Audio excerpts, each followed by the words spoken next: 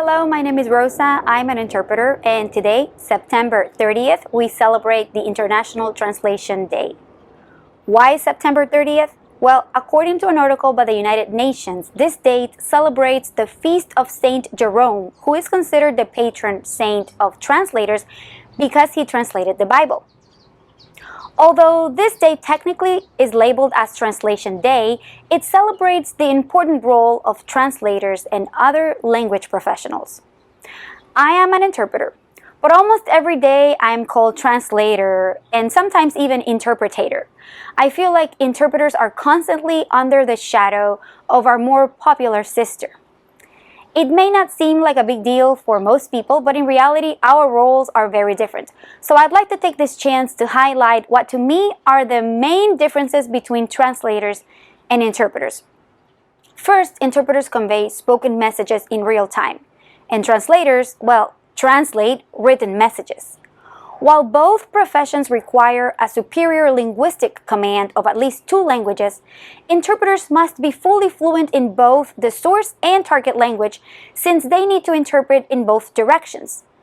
They must be very articulate and capable of conveying not only the meaning of the words spoken, but also the unspoken parts of the messages like pauses, hesitations, tone, and emotion.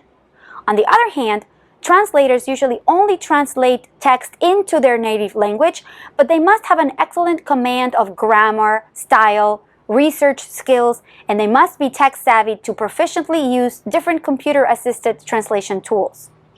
Interpretation is delivered on the spot, whether it's in simultaneous mode, meaning while the speaker is speaking, or in consecutive mode, meaning after the speaker pauses, so the interpreter can convey the message. This means that interpreters have to be very resourceful and quick thinkers, since we can't afford to constantly check glossaries or dictionaries during an assignment. Translators usually have sufficient time to work on a document, and they can use reference material like translation memories and dictionaries to deliver highly accurate translations. To me, however, the most significant difference between the two goes beyond these technicalities. An interpreter has a huge responsibility to be the voice of others, not only in fancy conferences where they discuss very important matters like political issues, international treaties, climate change, and many other things that can affect our entire world, but also at a much more personal level. Healthcare, legal, and community interpreters,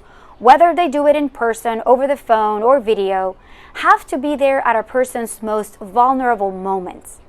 When they are trying to get involved in their child's education and want to participate in a school meeting, when they're facing a judge or a jury who can decide their fate, or when they are anxiously awaiting those test results that could potentially change the course of their life. In each encounter, we have to juggle accuracy, role boundaries, and emotions, while we're standing on a tightrope because every step seems to require a split-second judgment call. And while we do all that, we get to learn so much about so many different things that we inevitably become true Jacks or Janes of all trades. And for that, my friends, whether you are a translator, an interpreter, or an interpretator, I'd like to say congratulations. Thank you so much for watching. Adios.